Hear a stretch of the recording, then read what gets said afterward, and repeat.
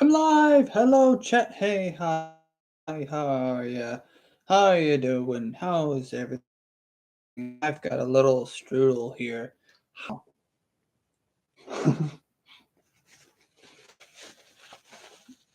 Oh,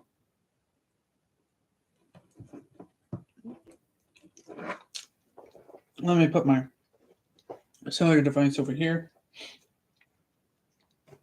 All right. Hopefully, I won't forget where it is. Okay. Okay. Dominic will not be joining us today. Um, because he's just not motivated to do the Lego thing, which is okay. It's his choice not to do the Lego thing. By the way, here's his progress so far for the little Lego thing that he I had him do. All right, okay. I think I got it for his birthday or for Christmas or a mixture of two. I can't remember because he rarely does on the shelf stuff. um, we haven't gone back to like a regular kind of sort of stuff. The stuff that we want to do. Not yet, at least. I deleted all those videos that we used to do. Now, we also used to do like a bunch of other skits. I have not deleted those videos, but how?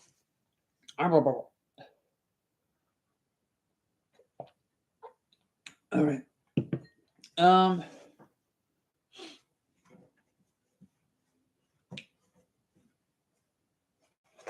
you probably don't know this. Oh, behind me. There's my Transformers.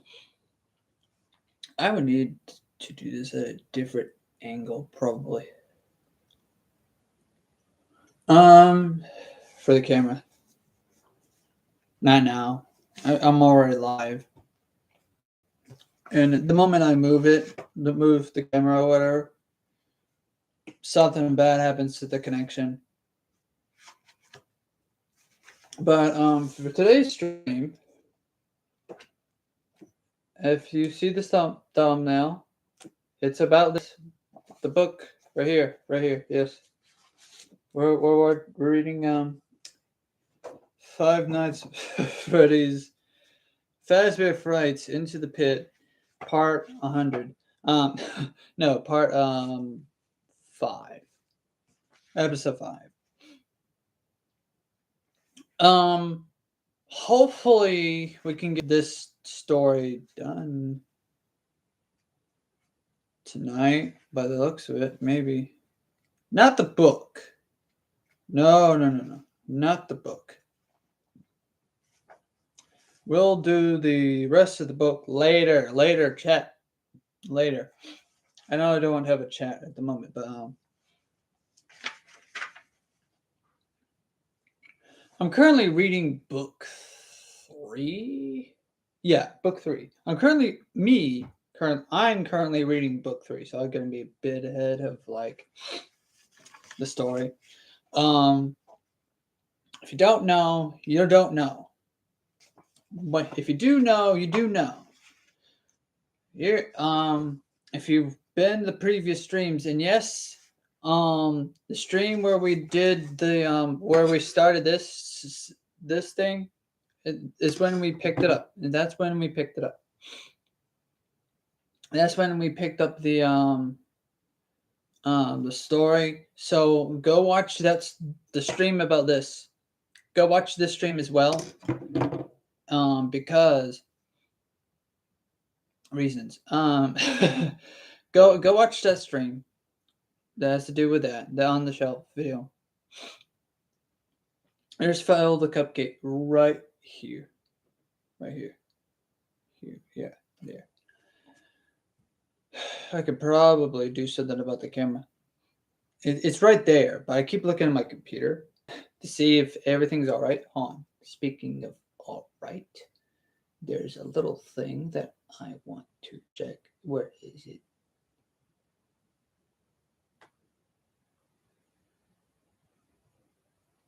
We're excellent.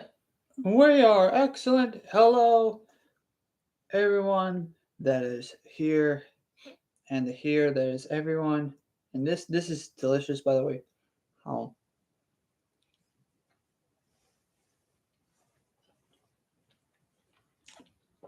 We will begin shortly. Let's see.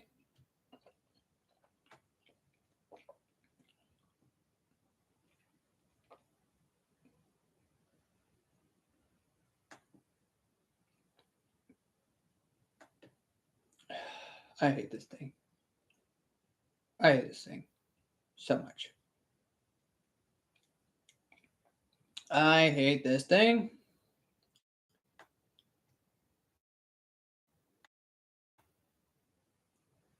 Just right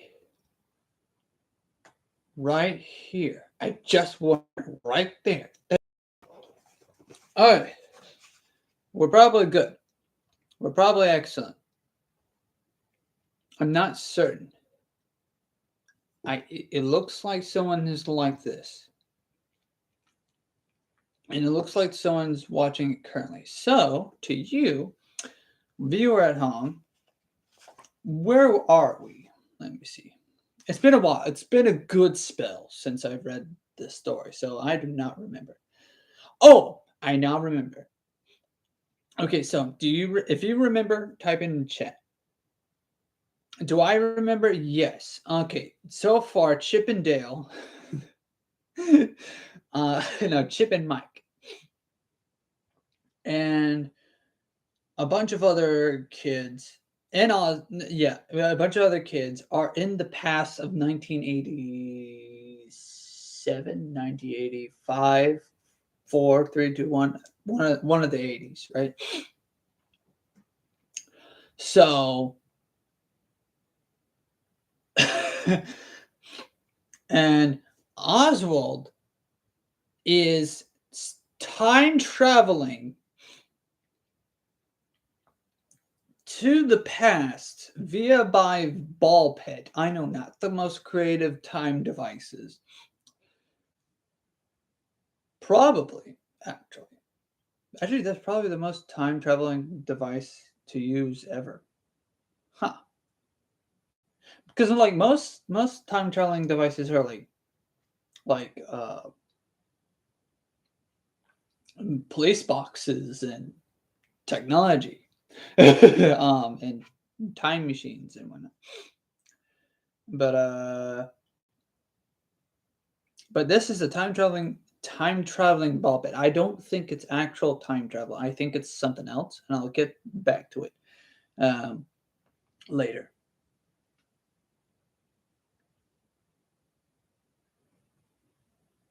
And I think I've covered that theory in the previous stream, or one of the previous streams. So Oswald is stuck in the past, literally, like both figuratively and actually, yeah, both figuratively and literally. It's interesting that he is in that situation because mentally he's stuck in the past in the sense of how his hometown has completely just dried up of everything. Like the mill, I think it was the mill. The mill broke down, and the town slowly started to die. It became a ghost town in days. And people started leaving, moving to Florida. His best friend moved to Florida and went to vacation in Florida. So basically, he's just living in Florida, permanent vacation, and has to watch out for Florida Man and Monty Gator. Doing excellent on the streams. And so I'm gonna time travel myself because during the stream, during last stream we had a connection error, so that it might have jumped here and there, and there might have been. So I'll catch y'all up as fast as possible. Definitely read the books. Definitely read the books. Okay. And yeah, definitely read the books for yourself. If you want to. You don't have to watch this stream in particular. I would like to talk and commentate about the story and come up with my own theories, not game theories. Those theories are weird. Well, not weird. Those theories are a bit, what do you call it? They're yeah, they're meh. They could have good. They do have good thoughts here and there, like good points made. But anyways, let's get back to the story. And basically, what's happening here is he's been time traveling ish to the past via by bald pit, meeting new friends, and every now and then they notice that this one guy in a yellow furry suit in a fursuit Scott Cawthon does not like furries. In a fursuit, a yellow fursuit. It's the one that's on the cover here.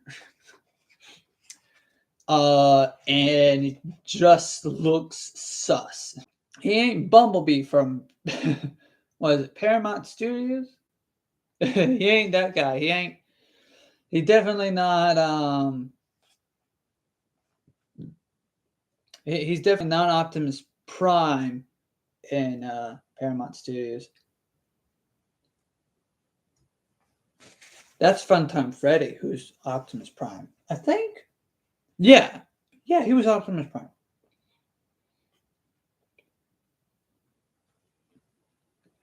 I can't remember his name.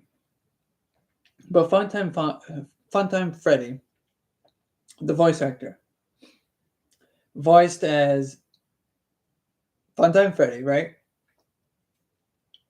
I think that's his first. I think that was his first role as a voice actor, and then someone like, yeah, this guy needs to be in more anime, and so they hired him for a bunch of other anime stuff, and then he became a bunch of JoJo Bizarre villains. So I'm not certain. So do not quote me on that. I do not know the history of this particular voice actor, but that's the story I'm sticking with. Okay. That's the new headcanon for the history of voice acting. Anyways, so here we are in the story.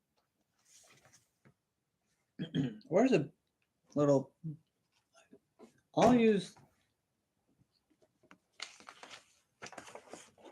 this instruction, the Bumblebee instruction manual. It's a little bookmark. In the morning, let me drink some milk.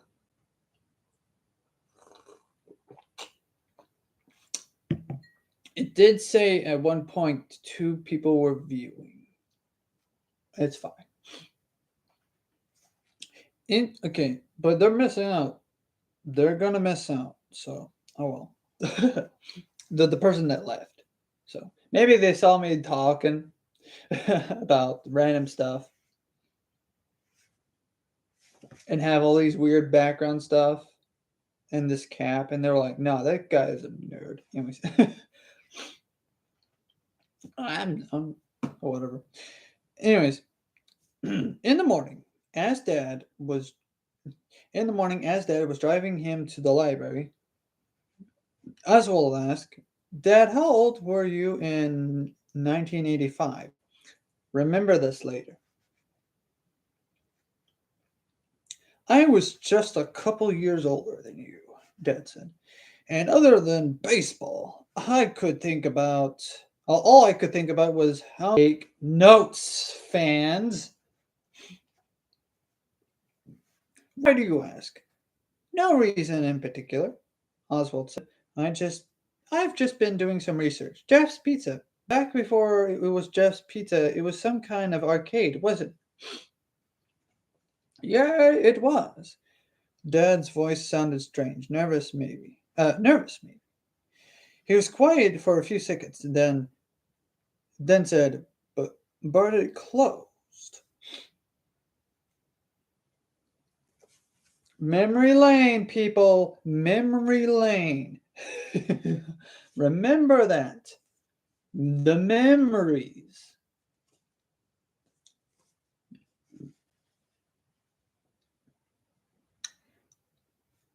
Like everything else in this town, Oswald said. Pretty much, yeah, Dad said, pulling up in front of the library. Maybe it was Oswald's imagination, but it seemed like his dad was relieved to get to the destination so he wouldn't have to answer any more of his questions. At 11 o'clock sharp, Oswald headed over to Jeff's Pizza, as he had become his habit. With Jeff nowhere in sight, Oswald proceeded to the pit. After his count to 100, he stood. There were noises, but not the usual ones at Fazbear's. Screams. Okay, so I'm picking up here. It says 1 and then 2. So I'm seeing, yeah, there are 2 views, but I'm seeing that like there would be a person that would be gone and out, in and out like a light. So I don't know if they're trying to watch this stream or if there's just something bad happened to them. But there is one concurrent viewer. Oh well. I hope you can watch the stream. I hope there's no problems watching the stream. I hope there's no problems on my end. It says I'm excellent. So therefore I am. I'm literally looking to get the studio for the broadcast. Or whatever it's called. The usual ones of Freddy Fazbear's. Screams. Crying children. Yells for help. Drink some milk.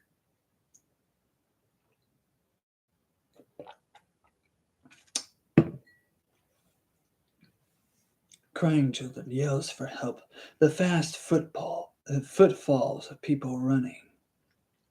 About what was going on. Even though he knew whatever it was horrible. Bum, bum, bum. He wasn't in danger, he told himself, because this was the past, a time way before he was born. His life couldn't be in danger in a time before he even existed, could it? His stomach was in knots. He moved through the crowd, past crying mothers running with their toddlers in arms, past dads grasping children's hands and leading them swiftly toward the exit. Their faces masks of shock. So take notes, but this is for like the main story, not for like the overall main story of Five Nights at Freddy's. Not for this story. Into the pit. Just pin it, put it in a little pocket somewhere in the mind. Okay, because this tells me that the killer, William Afton, he's not quiet about it. He's not shh. Be very, very quiet. I'm killing children. Do not quote me on that. William Afton is not a secretive serial killer like not Jeff the Killer. He's not a secretive serial killer like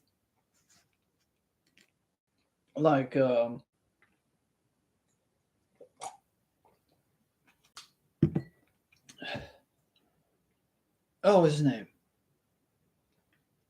Like, I want to say H.H. Holmes or Jack the Ripper. He's like neither of them at the moment. So you have to keep that in mind. He's not like that. He is a serial killer, and he eats cereal daily, every morning, right? But he's not methodical. He's not like, okay, I killed this children in this room when no one, not this children, and then like move on to like hide him somewhere, and then move on. And this is data. This is excellent. Okay, he's not like, I killed this one child over here. Move on to this room. He's not like that. He's not thinking like, oh, I've got to take them to like this one hidden area of the restaurant that nobody goes to except for me, and then just stab. Right? He's not that. He's smart. He's a brilliant mind, but he's not. My best guess is that he got too greedy, probably, and then he just started killing children in one room when the parents weren't there. Just took them, killed them, and then someone found out, and he slipped over a banana peel, and then like everyone's running away from him because he tripped. He got caught. Everyone's running for their lives. People are like calling the what type of cellular device would they have back then? Would they have some sort of cellular device?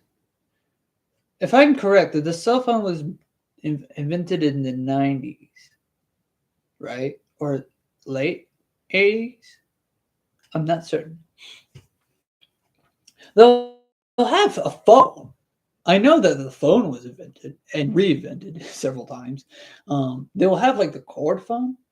So I'm not certain about how that would work. But anyways, they will get a cord phone. They'll call the police, and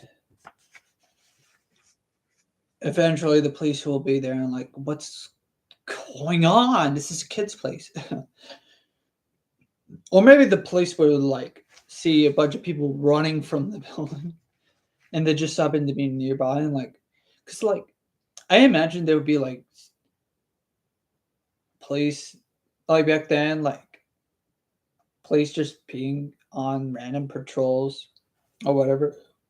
I don't know. I don't know anything about the 80s, so I know that they didn't have as much as technology as we do now, but there are some things in Freddy Fazbear's. Like he would invented or whatever, not invaded, invented, right? That whatever he's making, wherever he's cooking, in his laboratory, whatever he commissioned Dexter from his lab, right? He's ahead of his time, but we have to admit he's at least ahead of his time in the 80s. I'm not certain how advanced 80 technology were or was back then, but I'm 100% certain that half of this technology is just wow. Like he invented this during the 80s. That's something you would probably see nowadays. Like the AI that you see in sister location, that's like wowza. That's like cool. And the technology to like trap children and whatnot. I'm pretty sure like what happened as he progressed down the line, the more he got away with murder, because there were due to lack of evidence. According to the lore, lack of evidence, despite many witnesses, right? But then again, he was in a fursuit, so they could probably hold up in court, just barely. he met. Probably not in. I don't know. Probably not in today's terms. If no one saw him enter the fursuit, but saw the man in the fursuit kill people, children, adults, or whatever, maybe they probably had. I'm not certain. I'm not certain how that would fly. Especially with like how advanced our technology is when it not advanced, but like how like how much evidence. Let's see.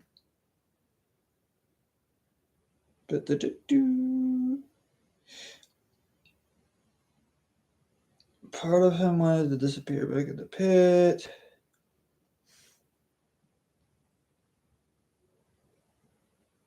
His stomach was in knots. Oh, and faces a mask of shock. Okay. Chip, Mike, he called, but his friends were nowhere to be seen. Maybe they hadn't come to Freddy Fazbear's today. Maybe they were safe. Yeah.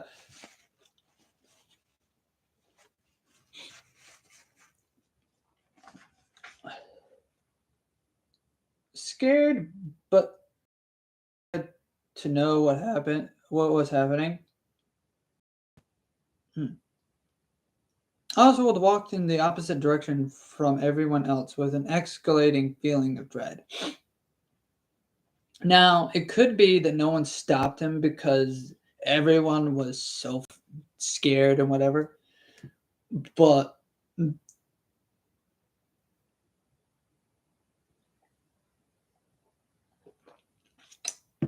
since this is technically a time traveling ball pit, he isn't technically meant to be there, so this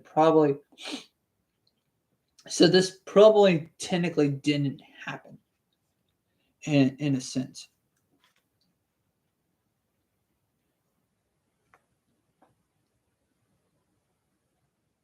In front of him stood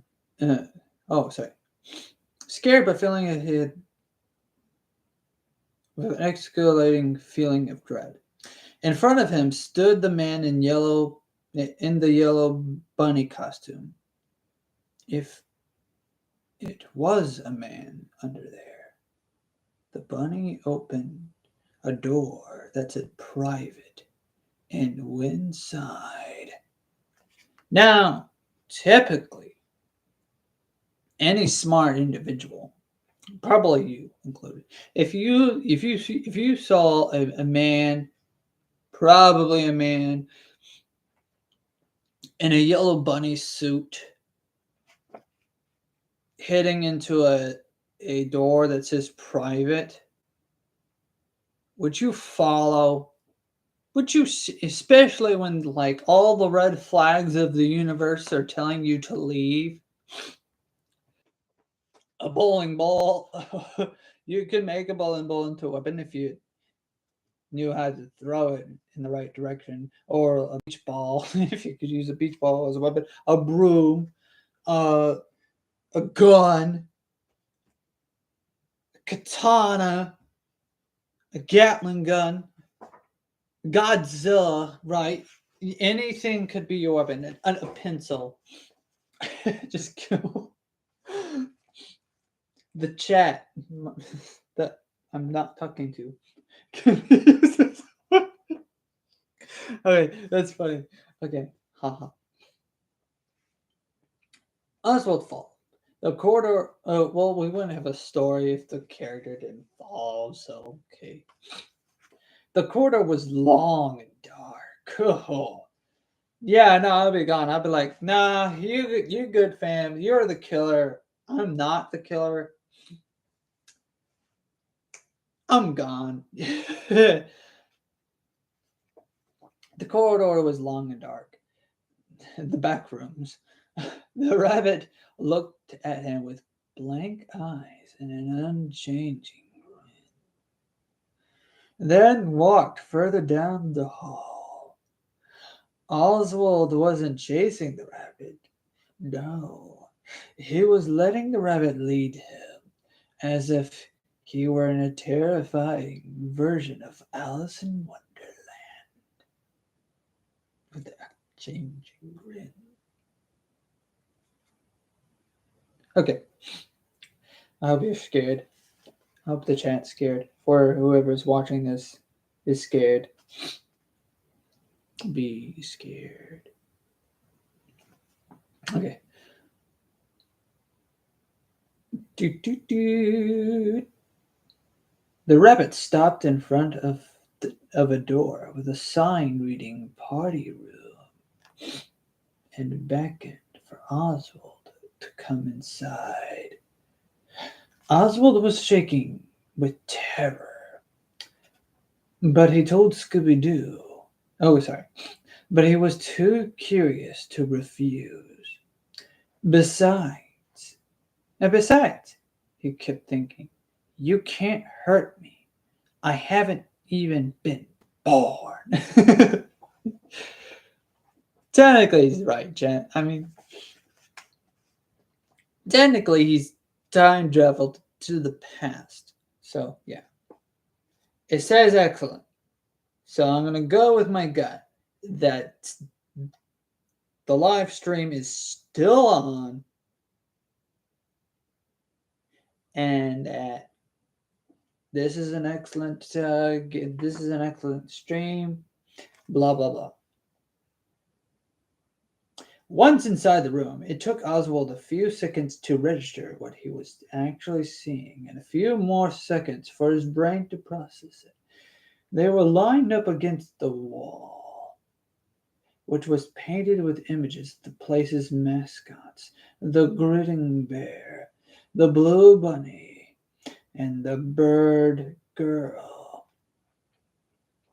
Half a dozen kids, none of them older than Oswald, their lifeless bodies propped into sitting positions, their legs stretched out in front of them. Some of them had their eyes closed as if they were asleep.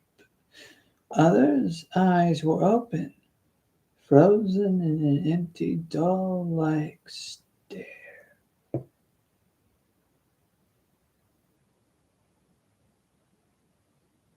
Okay.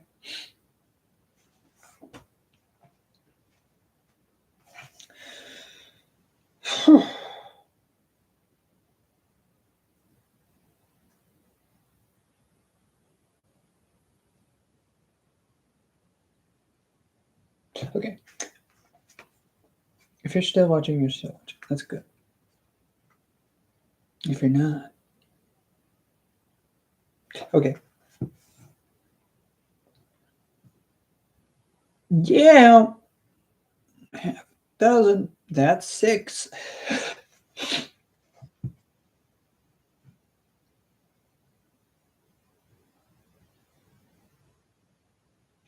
Okay. They were all wearing Freddy Fazbear birthday party hats. Little hat. Oswald couldn't tell how they had died, but he knew the rabbit was responsible for it, and that the rabbit had wanted him to see his handiwork. Maybe the rabbit wanted Oswald to be his next victim, to join the others lined up against the wall with their unseeing eyes. Oswald screamed. The yellow rabbit lunged for him, and he ran out of the room and down the black corridor. Maybe the rabbit could hurt him. Maybe he couldn't. Oswald didn't want to hang around long enough to find out. He was not Optimus Prime. He ran across the Nounty arcade toward the ball pit. Outside, the police siren screams matched Oswald's own.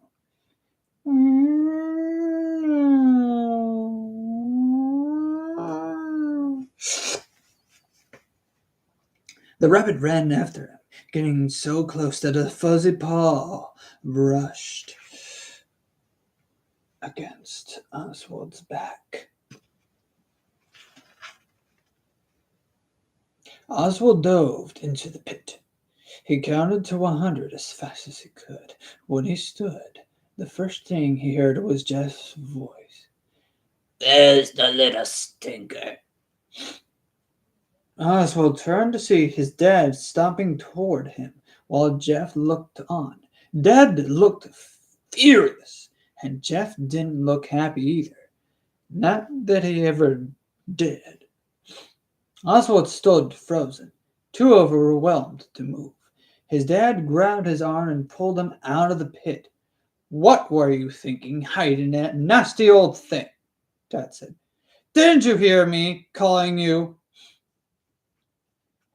After Oswald was out, his dad leaned over the pit. "Look how dirty this is. Your mother!" A pair of yellow arms reached out of the pit and pulled Dad under. The struggle would have been cartoonish if it hadn't been so terrifying. Dad's feet in their brown work boots kicked up to the surface, only to disappear below. Then a pair of big, fuzzy yellow feet appeared, only to disappear too. The balls in the pit roiled like a stormy sea, and then they were still. The yellow rabbit rose from the pit, adjusted his purple bow tie, brushed off his front, and turned toward Oswald grinning. Oswald backed away, but the rabbit was still behind him, its arms firmly around Oswald's shoulders, guiding him toward the exit. Oswald looked at Jeff, who stood behind the counter. Maybe Jeff would help him? But Jeff wore the same hangdog expression that he always wore, and just said, "See you later, guys." How could anyone act like this situation was normal? Once the rabbit got him outside, it opened the passenger door of Dad's car, and pushed Oswald in. Oswald watched as the bunny buckled its seatbelt and started the car.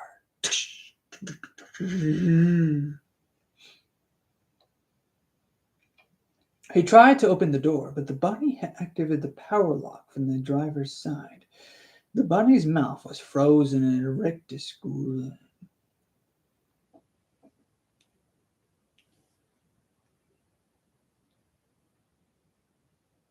Its eyes stared blankly.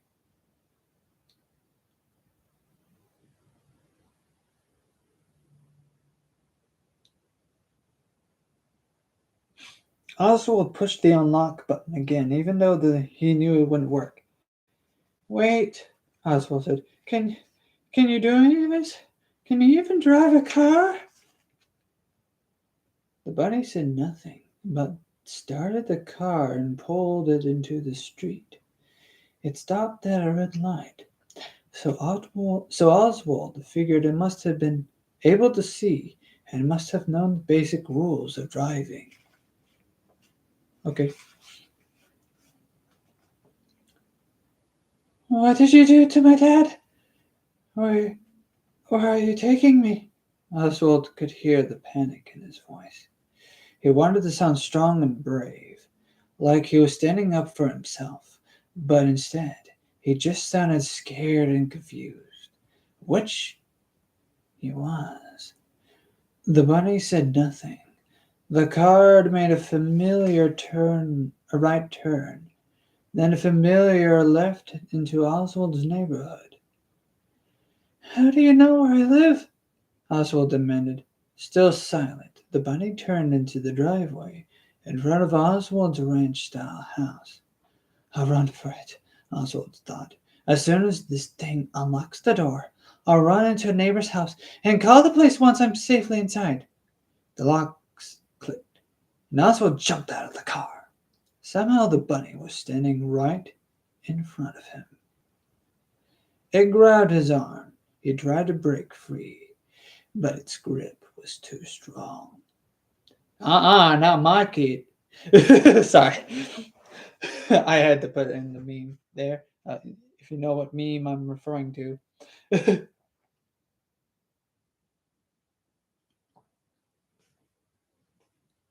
The bunny dragged Oswald. How much time we do? We're doing good. Doing good time. We're doing good.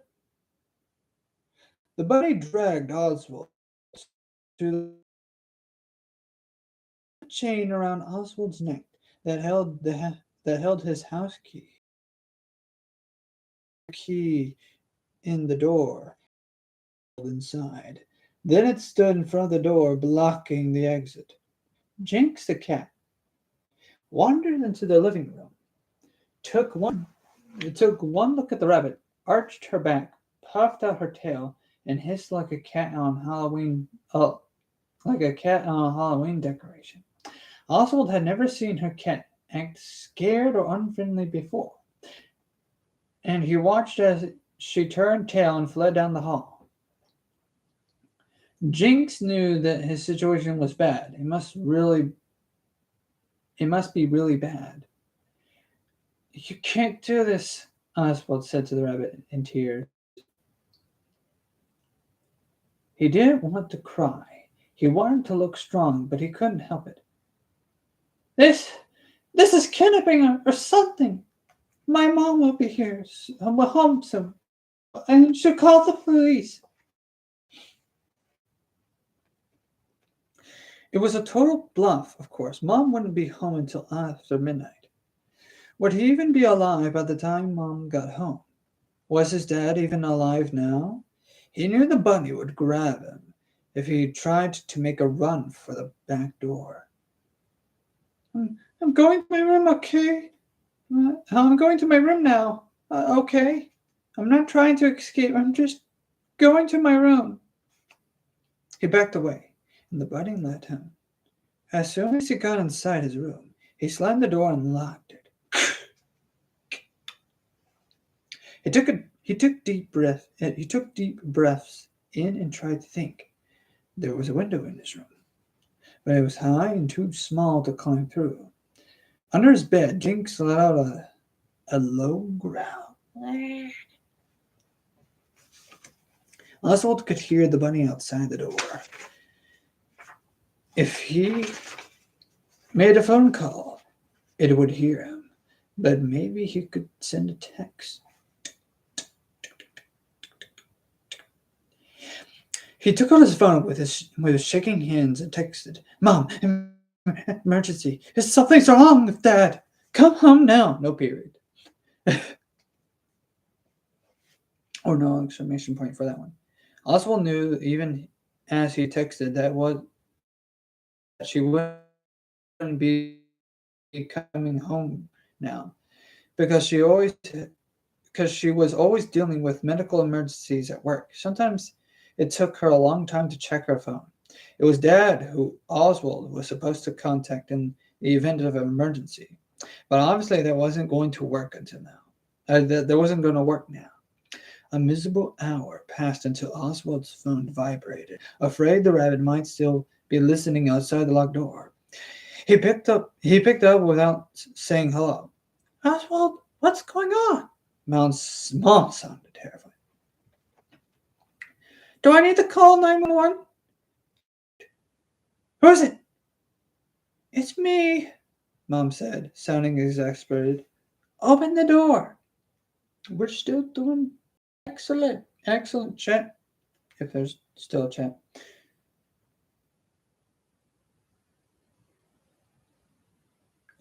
Open the door. He opened the door just a crack to make it sure it was really her. Once he let her in, he closed and locked the door behind him. Oswald, you need to tell me what's going on. Mom's brow was furrowed with worry. We're just... Oswald, I just saw your dad. He's lying on the bed in our bedroom watching TV. He made you chicken pot pie for dinner. It's sitting on the stove. What? Ha, I'm not hungry. He tried to wrap his mind around his mom's words. You saw Dad? Mom nodded. She was looking at him like he was one of her patients instead of her kid. Like she was trying to figure out what was wrong with him. And he's okay? She nodded again. He's okay. And I'm worried about you. She put her hand on his forehead as if checking for a fever.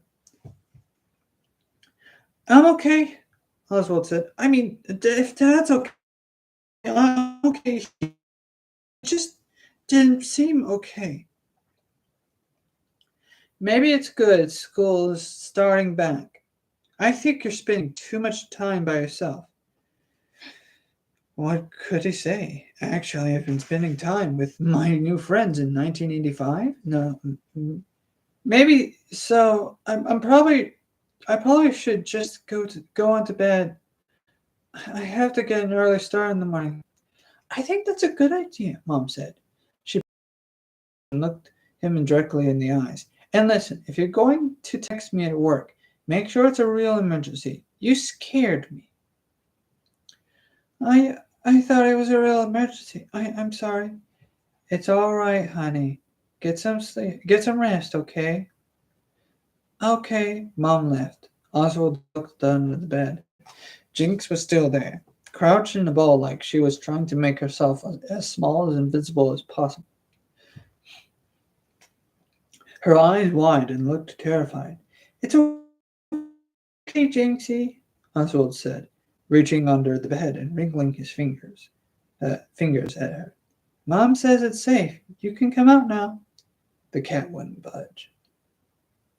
Oswald lay awake in bed. If Mom and Dad was there and okay, then it must be true. Why would she lie? But Oswald knew what he had seen. He had seen the yellow thing. As he had started to think of it, dragged his dad into the pit. He had seen the yellow thing climb out of the pit, had felt its grip on his arms, sat beside it in the car as it drove him home. Or had he? If Mom said blah blah blah blah blah blah blah blah, sorry.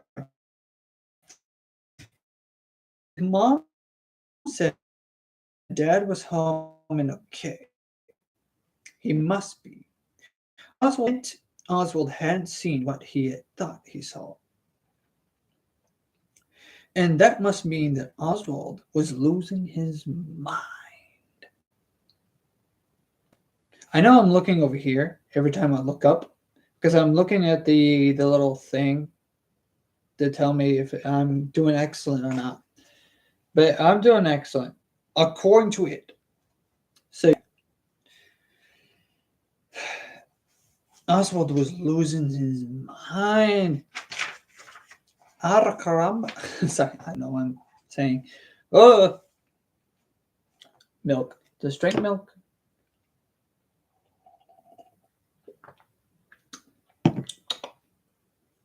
Is it good? I hope people are watching. Or if you're watching this after it's no longer live, that's okay. That's still.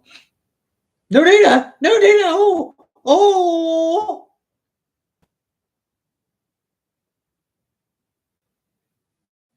See, it's like Five Nights at Freddy's, but with my data.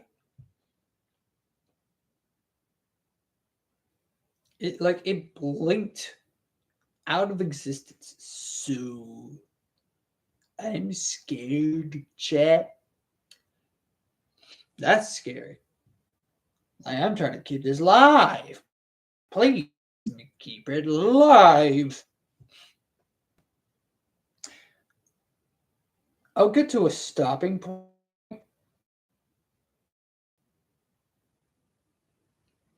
and we'll see what happens from there. After only a few hours of fightful sleep, Oswald woke to the aroma of frying ham and baking biscuits. His stomach rumbled, reminding him he had missed dinner last night. Everything felt normal. Normal. Maybe he should just treat yesterday like a bad dream and try to move forward. A new school year, a new beginning. He stopped in the bathroom, then made his way to the kitchen. Feeling better? Mom asked. There she was, her hair in a ponytail, wearing her pink fuzzy bathrobe, fixing breakfast like always. Something about this fact made Oswald feel tremendously relieved. Yeah, he said, I'm pretty hungry actually. Now that's a problem I can fix. That this is mom of the year. Other than my mom will always be mom of the year. Mom of the century, actually, probably. So, mom, if you're watching this, okay.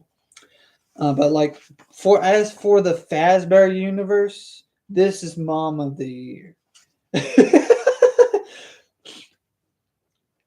As for the Fazbear universe, or as for this this month, I don't know, whatever, mom. Okay. Now that's a problem I can fix, Mom said. She set down a plate with 2 ham biscuits on it and poured him a glass of orange juice.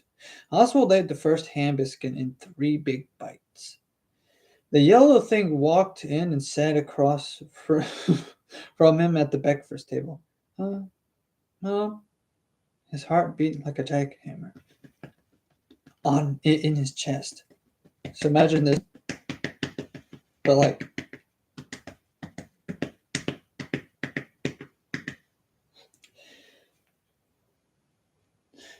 in your chest, right across from you. If this is some kind of elaborate prank, you can cut it out right now because it has officially stopped being funny. She poured a cup of coffee and set it down in front of the yellow thing, which stared her straight ahead, its mouth set in an unchanging grin. Oswald knew he wasn't getting anywhere. Either he was insane or his mom was. Okay, I understand. I'll cut it out. I apologize. May I be excused so I can get ready for school? Of course, Mom said. But she was looking at him with kind of funny again. She was looking at him kind of funny again. Oswald stopped at the bathroom to brush his teeth and he went to his room to get his backpack. He peeked under his bed. Excellent. Okay. Yeah. He peeked under his bed to find Jake still hiding there. Well, it's a good thing to know that there's someone else in his family who has some sense, he said. When Oswald came back into the kitchen, the yellow thing was standing by the door, car keys in its paw. Is, uh, Dad taking me to school? Oswald asked. He didn't know if he could bear sitting beside it in the car again, hoping it was watching the road as it stared through the windshield with its empty eyes.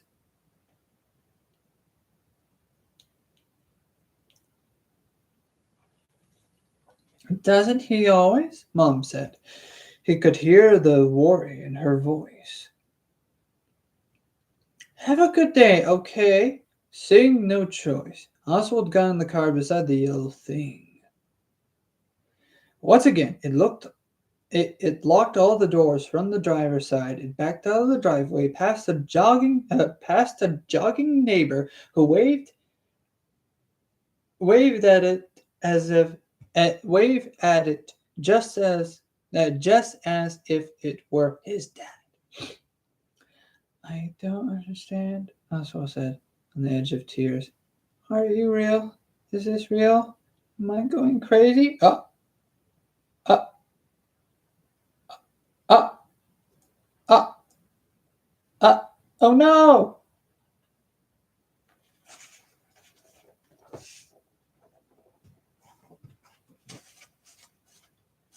It says error. If you could see this chat, I think we're dead. If you can't see it, it says error. So, hello? Hello, chat? I can barely go an hour in this.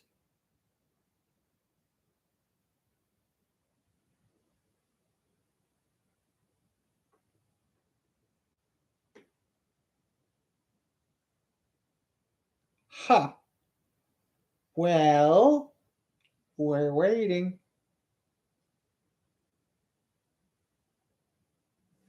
I'll check it on my phone. I don't know if we're live or not. I highly doubt.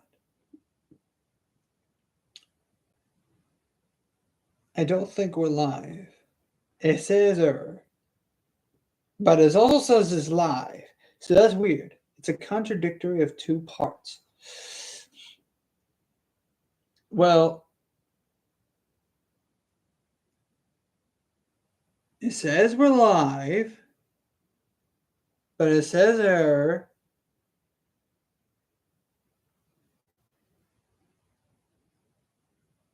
So I'll check. It says we're live, but it says error. So I'll check.